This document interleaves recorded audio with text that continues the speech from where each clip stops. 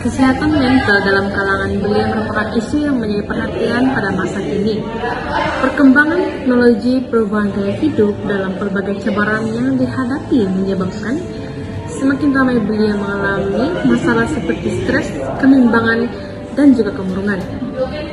Keadaan ini bukan sahaja menjejaskan emosi seseorang, malah turut memberi kesan dan memberi impak kepada prestasi akademik, hubungan sosial, dan kualitas hidup para belia. Baiklah, seterusnya kita akan menganalisis isu yang menyebabkan tekanan mental dalam kalangan pelajar. Salah satu isu yang tidak wajar lagi, yang tidak lain, yang tidak bukan lagi adalah isu tekanan daripada akademik, di mana pelajar mempunyai beban tugasan yang sangat tinggi, di mana dorang mempunyai beban tugasan yang tidak cukup rehat, dan seterusnya mereka mempunyai persaingan yang secara tidak sehat untuk menjadi seorang pelajar yang cermat. Sehingga pada isu tekanan akademik, kita juga ada isu dari pengaruh media sosial. Tidak lain dan tidak bukan lagi, pengaruh media sosial sangatlah kritis pada zaman sekarang, kerana pada zaman sekarang kita tidak lari daripada salah satu cabarannya adalah cabaran dari dunia teknologi, di mana pelajar pada zaman sekarang kerap menghabiskan masa dengan menggunakan dengan dunia maya, di mana mereka menghabiskan masa melalui telefon pintar. Dan isu yang ketiga adalah masalah keluarga.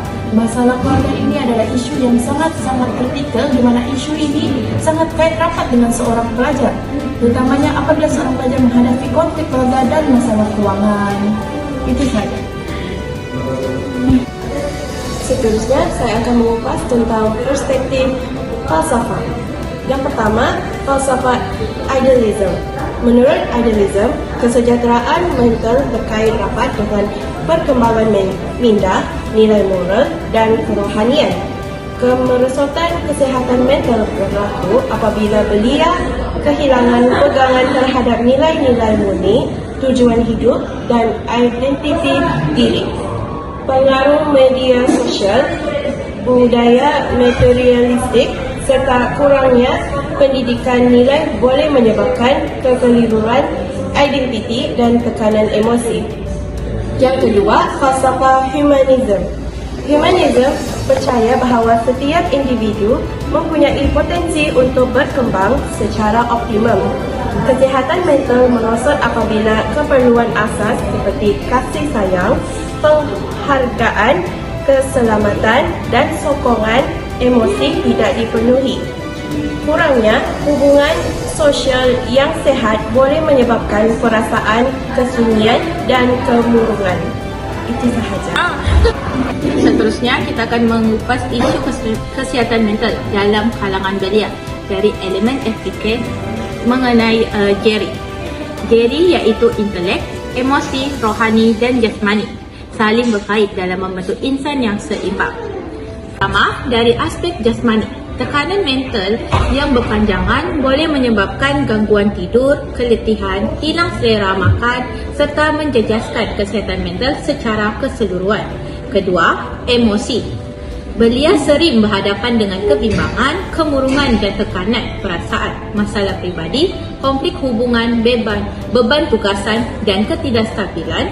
Emosi boleh menjejaskan kesejahteraan mental mereka. Ketiga, rohani.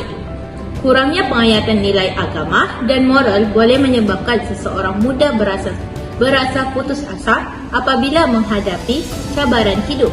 Kekuatan rohani penting untuk membina ketenangan, kesabaran dan harapan. Terakhir, dari aspek intelek, ramai belia berasa tertekan untuk mencapai kejayaan akademik dan kerjaya. Tekanan yang berlebihan boleh menyebabkan hilang fokus, sukar membuat keputusan dan menjejaskan prestasi pembelajaran.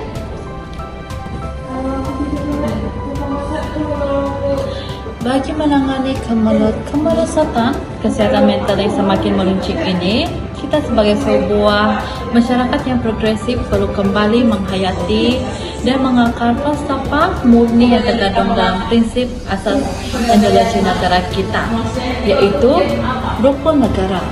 Terdapat dua prinsip utama yang boleh diaplikasikan sebagai benteng pertahanan ini. Pertama adalah prinsip kepercayaan kepada Tuhan. Aspek spiritual merupakan tunjang utama kepada kestabilan emosi manusia, kepercayaan dan pegangan agama yang pasti, serta kukuh mampu bertindak sebagai perisai rohani dan acuan moral yang paling efektif. Apabila golongan belia mempunyai pasca keagamaan yang kuat, mereka tidak akan mudah rapuh atau berputus asa apabila berhadapan dengan badai ujian. Seterusnya ialah prinsip kesopanan dan kesusilaan. Prinsip kelima ini menyentuh secara langsung aspek pembentukan karakter, nilai moral dan adab interpersonal masyarakat sama ada dalam dunia fizikal maupun alam maya.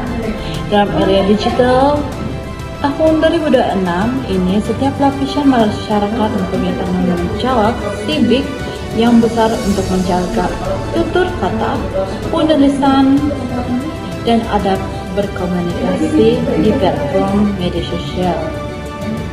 Pembersihan ekosistem digital daripada budaya toksik dan gejala bully cyber merupakan antara pemakin utama kepada tekanan jiwa, kegelisahan melampau dan trauma emosi para mangsa.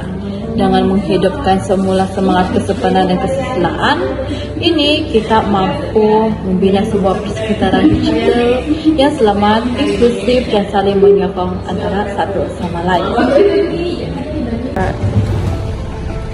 Baiklah, yang terakhir sekali adalah cadangan. Jika ada punca, pasti ada jalan penyelesaiannya. Ini ada beberapa cadangan bagaimana untuk kita membentras isu kemerosatan kesihatan mental di kalangan belia ataupun pelajar. Salah satu cadangan adalah kempen kesedaran mental. Kempen kesedaran mental ini akan membantu kita untuk memberikan kesedaran kepada belia dan pelajar bagaimana untuk mengatasi masalah mental ini ataupun masalah kemurungan. Seterusnya adalah perkhidmatan konseling. Baiklah, perkhidmatan konseling ini adalah peranan bagi semua pihak ataupun institusi, terutamanya institusi seperti universiti ataupun sekolah. Perkhidmatan konseling ini boleh diberikan kepada pelbagai individu yang mempunyai masalah kesihatan mental. Seterusnya adalah menggalakkan gaya hidup sehat. Menggalakkan gaya hidup sehat ini merupakan salah satu cadangan yang paling berkesan, di mana setiap individu perlu mengamalkan gaya hidup yang seperti berjogging, bersiar-siar, berkelap pada waktu lapang. Seterusnya adalah sokongan keluarga. Sokongan keluarga merupakan benda yang paling penting dalam kehidupan kita, di mana sokongan keluarga yang kuat adalah merupakan kunci kepada mental yang baik. Dan yang terakhir adalah penggunaan media sosial. Kita tahu kebanyakannya pengaruh daripada kesihatan mental ini adalah media sosial. Jadi penggunaan media sosial juga perlulah ditambah baik lagi dengan cara penggunaan secara bijak. Apabila kita bijak dalam menggunakan media sosial, pastinya kita dapat mengelakkan daripada masalah mental. Jadi itu sahaja dari kami. Sekian wabillahi taufiq wal hidayah. Wassalamualaikum warahmatullahi wabarakatuh dan salam sejahtera. Jaga kesehatan mental kita semua. Bye.